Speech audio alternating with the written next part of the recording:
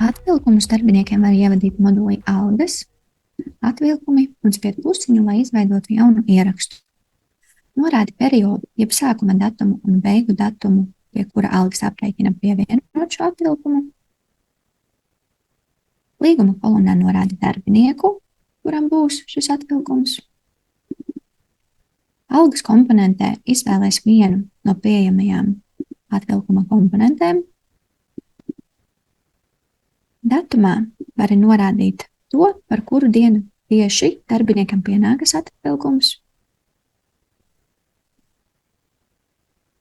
Un summas kolonnā norādi atvilkuma neto summu.